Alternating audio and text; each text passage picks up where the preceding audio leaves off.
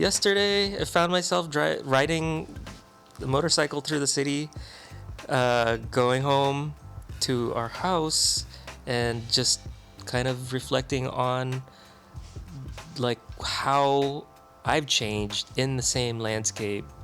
And the city is still wonderful and amazing and full of that kind of magic and this like I was like near tears, like riding. That was Mike Arcega, one of the 3 humans behind TNT Traysikel. I'm Jeff, and this is Storied San Francisco, a podcast all about the artists, activists, and small businesses that make this city unlike any other. In this episode, we'll meet and get to know Mike and his collaborators, Paolo Asuncion and Rachel Lastimona. It's a little longer than most episodes, so I'll turn it over to the TNT crew. I do, however, want to note that May is Asian American Pacific Islander Heritage Month. And with that in mind, I hope you're able to learn all about and appreciate TNT Traysikel and its humans. Here's Mike. I was born in the Philippines, immigrated to Los Angeles when I was 10, and found myself wanting to go to art school, to the San Francisco Art Institute, where I went to school. Do we say R.I.P.? R.I.P. Someone just SFAI. bought it, and I looked into who she is, and I'm like, I don't like Steve Jobs' widow. She's part of that weird. They bought a bunch of land and they're building. Sorry, I'm getting off on a side track, but like, I wanted to be excited about her buying, other than buying it, but yeah, I don't have. I think it's a lost generation. It's just gonna be right. It's just gonna be, historical at this point. What kind of art were you doing coming there? Yeah. Oh, there I was in painting, and then moved into the new genres area, which is like performance video, installation, stuff like that, which is kind of, I guess, the stuff that we're doing. And then I tried to leave a few times, and I ended up going to grad school at Stanford, and then tried to leave masters. I tried to leave the Bay Area for grad school, and then later on I tried to get a job in Chicago. And I got the offer, just decided San Francisco, kept deciding San Francisco is the place to be. And and this is home. Can I ask quickly, because you said you were 10 when you moved with your family? Yeah. But to LA. To LA, yeah. What did you think? Like that's old enough, like there's some memories, some formative stuff, but also like, what did you think of that? The transition from the Philippines to LA. Oh, that was pretty hard. There were some moments. We moved to Highland Park, which is now kind of hip area, but it wasn't then. Right. I got to I started in graffiti art, and we're friends with gangbangers, and that was who was it Pinoy Real? No, it was MP. MP. Oh my God! And Flipside. It wasn't Satanas. And Satanas. Satanas. Did you have a name? No, I had a tag name. I wrote Design then, but then later on, turns out there was another artist named Design in New York that was already in the book called Spray Can Art. But that. Getting into some fights too, and early on, in Highland Park. And what decade would this be, Mike? This is 80s, like mid-80s, mid to late 80s. Okay. Yeah. Then we moved just not too far away. I went to Eagle Rock High School, and then we moved to Pomona, which is further out. And then I was like full-fledged graffiti artist by that point. I started at 11 maybe, and then that's kind of how I got into art, like while in high school doing graffiti, getting turned in, and realizing that maybe I should try kind of the standard art And then I started kind of learning to do technical drawings, things like that. And then that led to junior college, which led to wanting to go to art school. Junior college down there in SoCal. It was Mount Sac. Shout out to Mount Sac. I'm wondering if your worlds overlapped with any other worlds, like skating or hip hop or any of those other. I was in a sometimes hip hop crew. Okay. And I was friends with skaters, but I wasn't one. I tagged up the ramps. And then with the crew, we performed in the dance thing, there's a video somewhere on VHS. Of you dancing? Yeah. Oh shit. We got to get that on the podcast. I don't have a VCR. Well, it's because listeners are going to want to be like, I'll look for it. What does that look like? I wasn't the best b-boy, but it was fun. But and then after, I learned about installation art while I was in junior college, and then I learned about, I just kind of knew about San Francisco, and then. Yeah, had you visited here? I visited. Actually, there was a moment where I wanted to desperately leave the house. And meaning your parents' house? My parents' house, yeah. Right. And I signed up to join the Army just to get out. Oh, shit. And I told my parents that, and my dad, it's the first time I saw him cry, really. And then he was like, well, why don't you go to San Jose? You can go to school in San Francisco for summer. And I went to the Academy of Art. Oh, that's where I work. Okay. Yeah. So I went there for the Summer Art Experience, which is a free program. Yeah. And fell in love with a girl and San Francisco simultaneously. Okay. And then ever since, I've been wanting to come back. We broke up years later, but I still had it like this image, this romance in my mind about San Francisco. Can you speak to what that is? Like, yeah. Oh, so much. Like in the midst of kind of probably like the first love moment, like your everything is just so vibrant. I remember having to take the BART from Fremont to Powell Street, and this is early in the morning, and getting out of that escalator. Going up on the escalator, to where the cable car turns around. Exactly. Right, and back then the vendors and and Woolworths was right there, right? I don't remember that must have been Gap by already Gap. No, it wasn't. Not it yet? wasn't Gap. No, I don't remember what was on that corner. Fucking Tower Records. Was it Tower? I don't remember. It was Tower. But, walking up that street at Powell, hearing the cable car, people getting out of the hotels, like just the city just waking up, and the chill of the air, like it felt the chill that like, never goes away. Yeah. I mean, it was like cinematic, like just that walk up the hill. And, like coming from Pomona or, living in San Jose, it was just like where everything was flat, and suddenly you're like walking up this hill and then going to art class, like, come on, and then like having all these like other, kind of art types from all over the place. And then, I think that first class was figure drawing. And so like, being in front of a nude model, which, you don't often see nude people until you get to San Francisco, and they're everywhere. They're not always models. Yeah, exactly.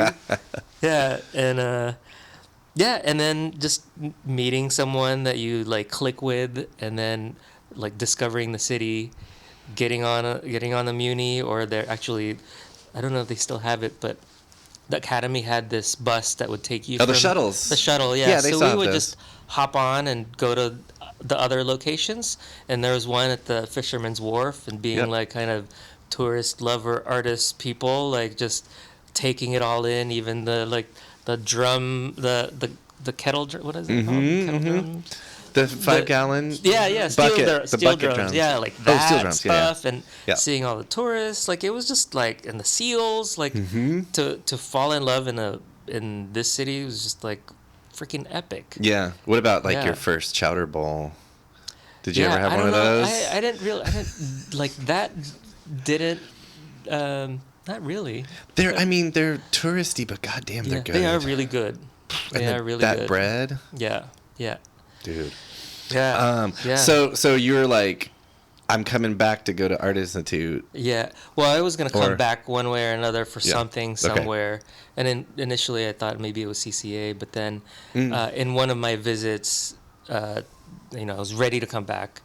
I went to the Art Institute with a friend, and we went up I forget which side that is, but not the Chestnut side, but the back side. And there's a stairwell there.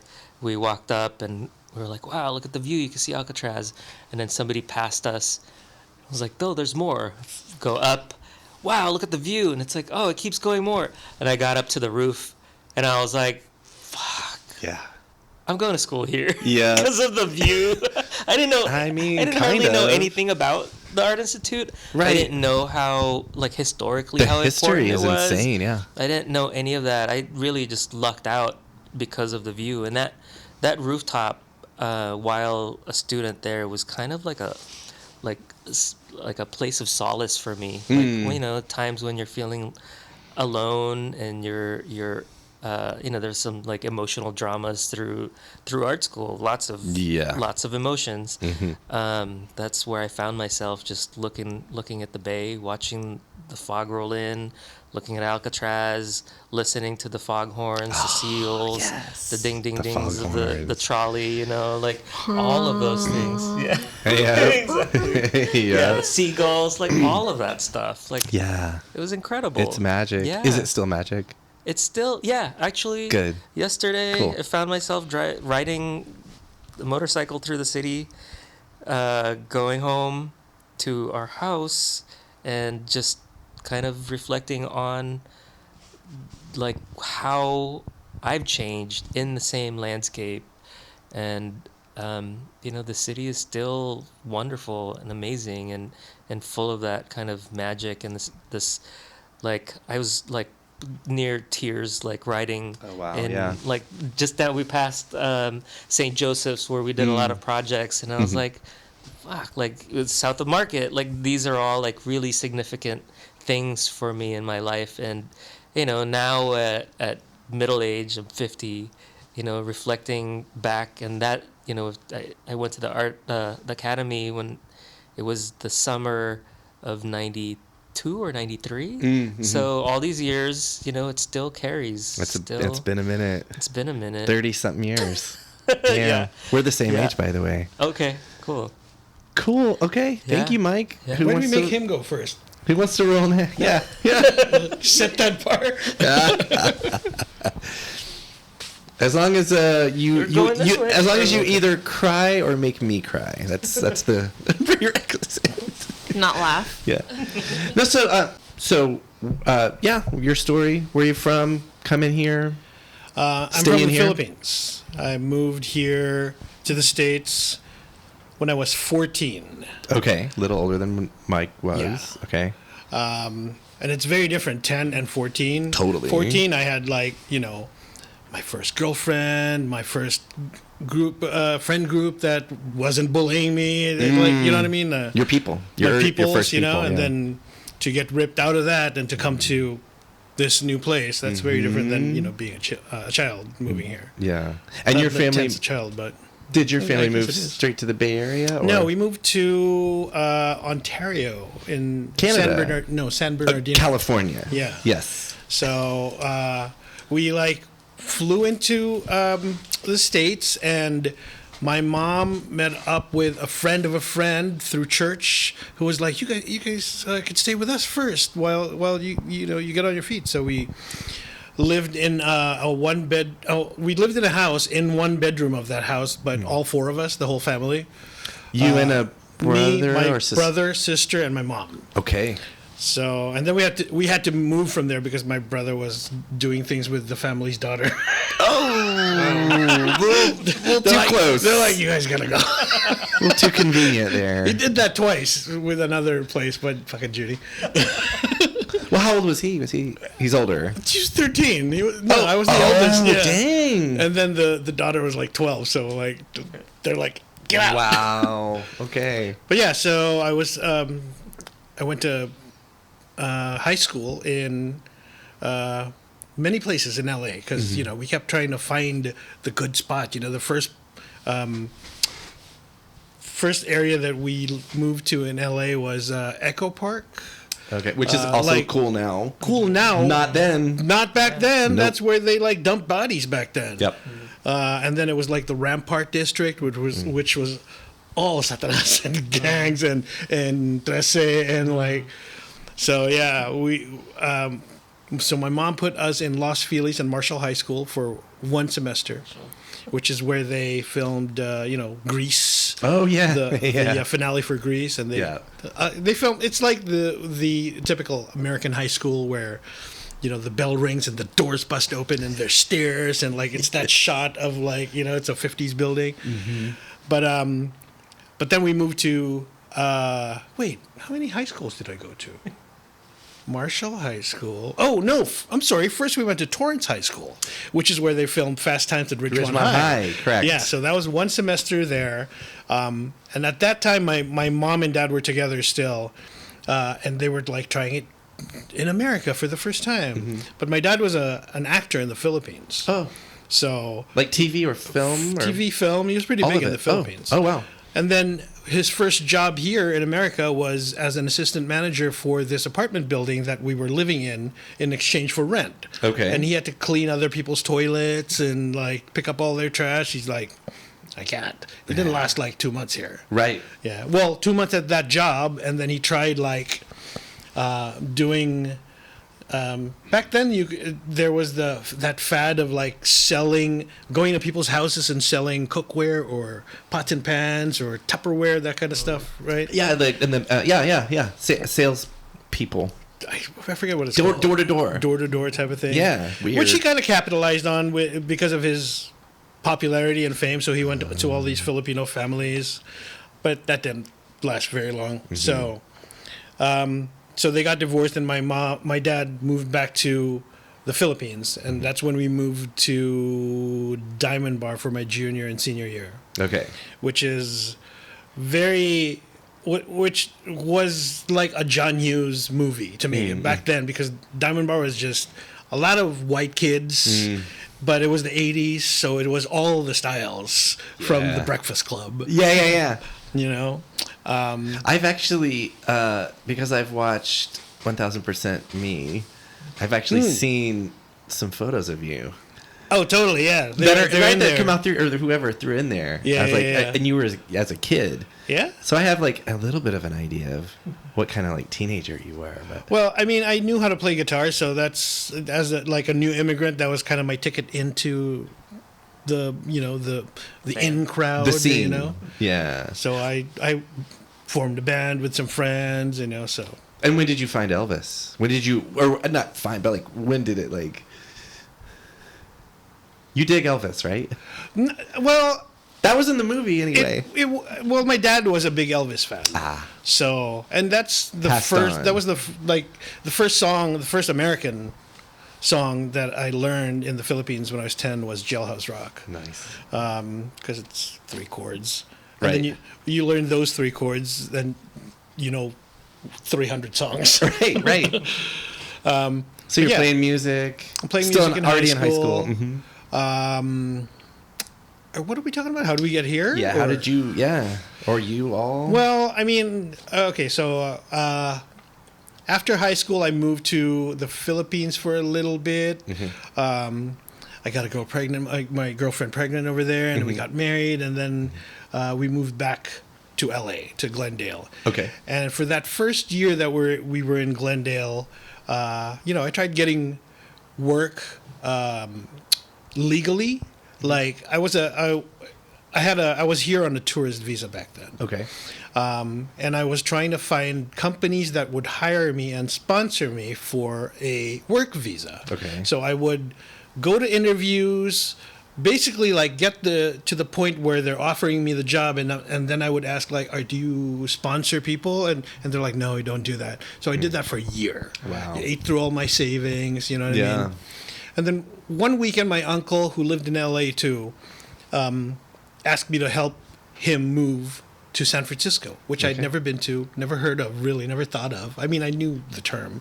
I knew it from the movie Streets of San Francisco. Oh, yeah. Which I used to watch in the Philippines when I was a kid. Yeah.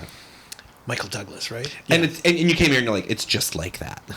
Totally. I mean, It's just like Bullet. With the cars. totally. Yeah. I mean, I Every had day. a lot of ideas of what the States was like before coming here, and it's all from like TV shows. TV and movie. Yeah. My first American show that I saw in the Philippines was Rambo. Oh, man. There was a show? Well, Movie. Oh. I'm like, just wait 30 Anyway. years and America will be like that. Totally. Damn. So I helped my uncle move to, we loaded up a U-Haul, and we left Glendale at, I think it was 9, 10 o'clock in the evening. Okay. So, you drive up the 5, and we didn't come up the 101 for some reason. We had, we went up the 580. The 5, yeah. So, and it worked out so that we were crossing the Bay Bridge at like 5:30 in the morning with the sun coming up. Yeah. And the city right there. We're like, what is this place? So Yeah. it caught my imagination right away, Yeah. And during that like week that we were here, that we were settling him in, I also had that same moment that you're talking about where we went in the BART and went up the Powell escalator, and like as you're going up the escalator, the whatever music is going on up there gets louder, Street noise, yeah. and then you're like, oh shit, there's all this activity, and then you see the sun, and then through the buildings as you go up, and then you see all the people, and everybody's just like, there's all this life and all this activity happening around you. So you're enamored with the place right away, Yeah. And I'm like, I'm fucking moving here. And So like, it was that you decided on that totally, trip. yeah. Okay. And during that trip, I went with my uncle to this dinner that somebody was having for their company. I met somebody there. And they were looking for a graphic designer. And I was here within a week after that. And what decade was this? That was 96? Mid-90s. Oh, wow. 95. Mid-90s. We were here at the same time. Yeah, totally. Yeah. I moved to the Art Institute. And 96. before all that, speaking of art, in the Philippines, I was always drawing. I was always like entering art contests, painting contests, poster making contests, all this stuff. All throughout high school, my junior and senior years were mostly art classes. At that time, I had finished with all my requirements, so like 4 out of 6 Electives. Yeah. Yeah. 4 out of 6 like classes was all art. I was the equivalent of like whatever a gym rat, but like in Mr. Morris's art class, Right. But when we moved to when I moved to San Francisco, and the person who hired me said, like, yeah, we totally we'll totally hire you. We need a graphic designer. Do you know like Quark Express? I'm like, sure. Yeah. I didn't. And they're like, do you have I wonder if I'm getting myself in trouble here. Oh. Like There's a statute of limitations, I'm going to say. But they're like, do you have papers? I'm like, yeah. I was done with. I have rolling papers. I was done with like taking chances. You know what I mean? Yeah. So that was my like first graphic design job, I think. Okay. And then I haven't picked up a brush since then. Really, like I just had to learn all digital art, and so that's what my career became. Right. So you're here, mid-90s. Mid-90s. After and that's funny that you guys both talked about the Powell escalator. Yeah. You moved here because of those feelings, but you're still here. So like, what's kept you here? I mean, look at this town. You know? I mean, yeah. I mean, my children we moved here. I have a son who's 32 who moved. I moved him over here from the Philippines too, and so he's grown up here, and he's more American than Filipino, and more San Franciscan than anything. Yeah. Daughter lives here now too, and it's just like Mike was saying. Every time I cross the Golden Gate Bridge, I always have that thought where I can't believe I fucking live here, And when you're driving across the bridge and you see all these tourists walking up and down the bridge, and I realized that, oh man, that guy spent $8,000 to be here, Yeah. And here I am, just I worked in Marin for a little bit, so I crossed that bridge for 7 years every day. Right. So, and it never got old. Never take it I for granted. always had that Never gets thought. old. Yeah. I always had fuck, I'm so lucky to be here. It's so nice, All right, Rachel, you're up. Okay. It's so interesting, just hearing all of your stories. But I'll get to my moment of when I knew I was going to be here. Are these as well. stories that you all didn't know about each other I mean, necessarily? in pieces. The details? Yeah. Yeah, The details. just not That's cool. chronologically like Yeah, that. yeah. Yeah. And in order. Yeah. So, yes, I actually was born and raised in San Diego. I'm the child of a Navy Well, SEAL. brat. I'm a Navy brat, and child of my dad, he was able to get his citizenship by joining the Navy. my dad was in the Navy too. Yeah, FYI. and he was actually stationed on Treasure Island when he was 18. Oh, wow. Yeah, which was interesting because I ended up living there later, but I'll get to that. Okay. So I grew up in San Diego, and then I've had family in the city since the 40s because of military. So we would always just come back and forth between San Diego and San Francisco. Do you and, remember your first time coming up here? It was before, Or were you super I young? was I'd be a baby. Oh, yeah. But I think I remember in my formative years, during elementary school, having trips here and doing all the touristy things. But it was mostly in the Sunset is where I spent a lot of the time. That's where your family lived. Well, Or- they did. I mean, actually, I had some family who had some Victorians in Nopa. Western It Edition. wasn't Nopa. Yeah. Yeah. in Western Edition. Okay. And then they ended up moving out to the Sunset. Got it. Eventually. But yeah, so I spent most of my time in the Sunset, but I just knew actually when I was 12 that I wanted to move to San Francisco. Wow. I too wanted to get out of my house, and my long game plan was to move to San Francisco. Can you speak to what it was about the city that drew you? I mean, different than San Diego for sure. Absolutely. But Absolutely. what about it was? It's the culture. I remember also just feeling friendliness from strangers. Yeah. And just feeling I can walk down the street and say hi to anybody. Yeah. I like that. Yeah, that was what really stood out for me, was feeling connected to people. And just the variety, the culture, the food, the scene, me at 12, Yeah. What year was that? I didn't have thoughts that when I was 12. 93. Okay. That was That was around the same exactly. time. So when you guys Yeah. were tracking that, I was oh, I had the same thought around that same time. Wow. 12. But I was 12. I was married already. And I was 22, I think. No, I I was was 3-year-old. 93. I was 19 or 18.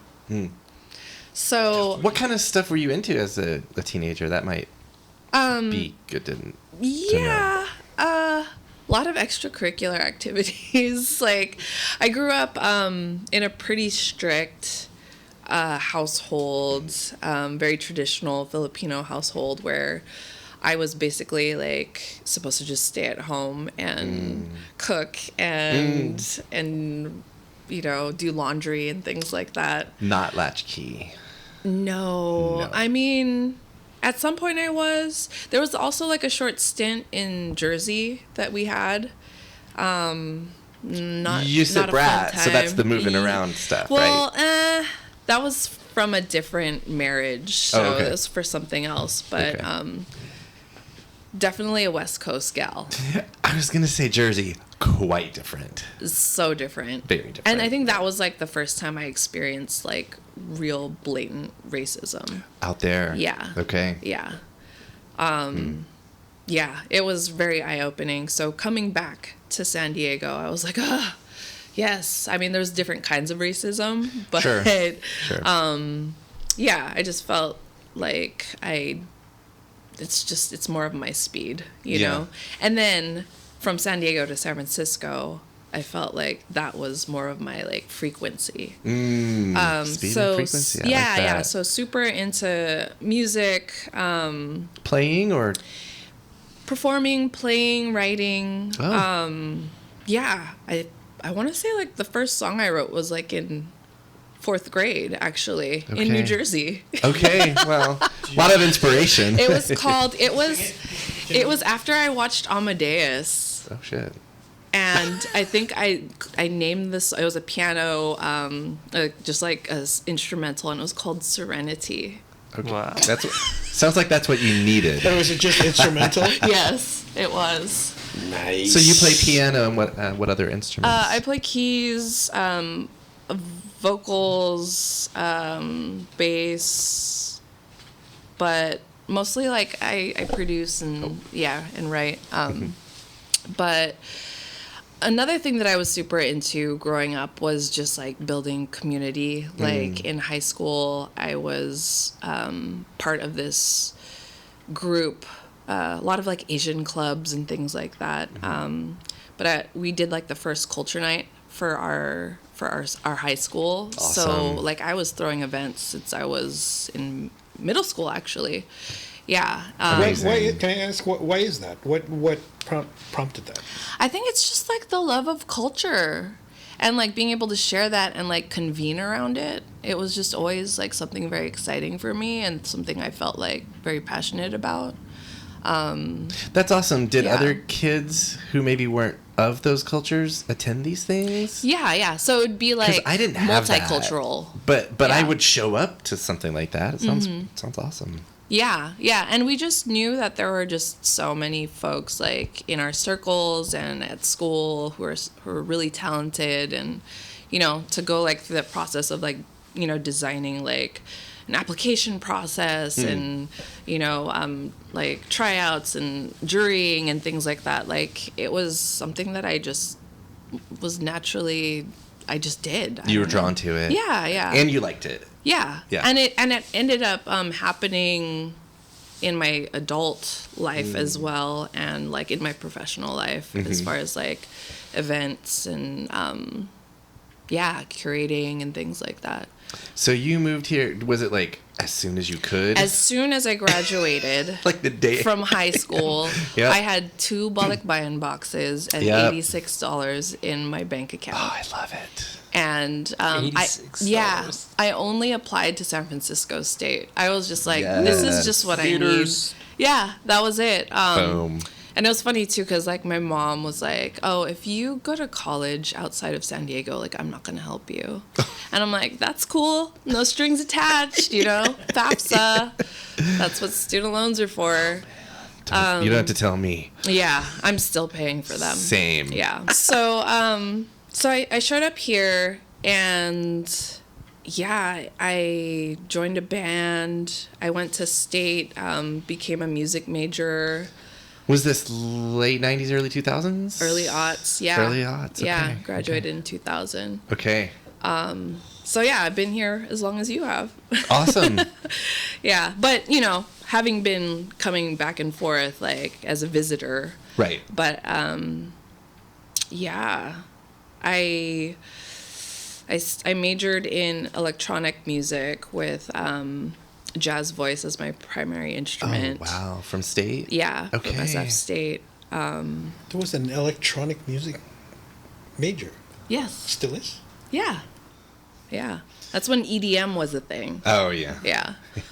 Now it's IDM? I don't know. I've heard both, and I'm just like, come on. Yeah. But it wasn't so much like that, like kind of electronic music that I was into. I score for like theater and for nice. film and for movies. You graduated and you stayed up here. Yeah, I mean, there's like a bit more to like the falling in love. When I was in like during undergrad, I was a part of this band, a few bands actually. In the city? Yeah, there was one band called Creeper Lagoon. Oh, wait. Let's talk about this on mic. Yeah. I was in a band called Crime and Choir, and we played a show with them in Sacramento at Capitol Garage. I played Old Ironsides as Creeper. Okay. Maybe that was after. This would be like 2001. Oh, yeah. I think I joined like maybe 2003. I thought you guys were going to be on the same bill. Yeah, we've got some overlap. Kind of familiar, actually. I also look like, I mean, this is like half of San Francisco. Come on, let's be real. So yeah, I mean, just being part of like the music scene was really exciting. Mm-hmm. But then there was also this other band that I was part of that I met through San Francisco State, and we actually like started playing in the Excelsior district at this like cafe that it no longer exists called Mama's Art Cafe. Okay. And it was in collaboration with the Filipino Community Center and this open mic that they had for the youth. Awesome. And so I think that was like the beginnings of like using art as an organizing tool, and also for me to become organized as well and become politicized.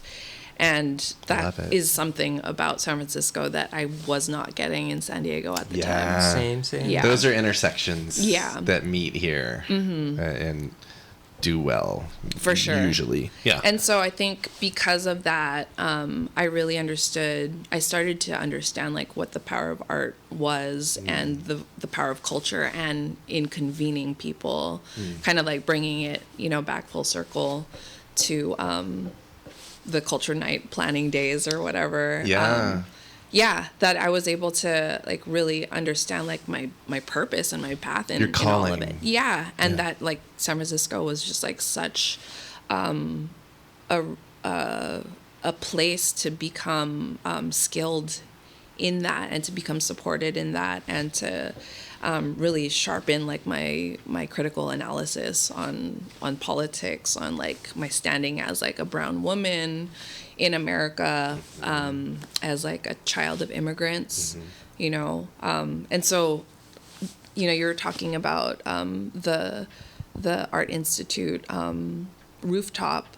Like for me, it was this slab on Treasure Island that was facing Alcatraz, where I would just like look out and just like ponder. I would see the city and I would hear the seagulls and, the foghorns and everything, and just, really contemplate like my existence and like just like the place that I was in and the things that I could do,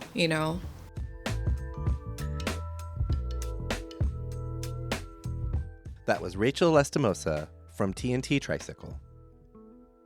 On the next episode, Rachel, Paolo, and Mike will share the story of TNT Traysikel. They're part motorcycle with sidecar, part rolling karaoke machine, part Filipino pride project. Part 2 drops next Tuesday, wherever you get podcasts. Music for Storied San Francisco was produced, performed, and curated by Otis McDonald. Aaron Lim of Bitch Talk Podcast is our contributing producer. And the show is produced and hosted by me, Jeff Hunt. Now in our 6th season, we have more than 200 episodes available on our website, storiedsf.com, or wherever you listen to podcasts. If you're able to, please rate and review the show, and drop us a line at storiedsf@gmail.com. Thanks for listening. Keep rejecting those silly doom loop narratives about our city. Stay wacky, weird, healthy, and creative. And we'll see you next time on Storied San Francisco.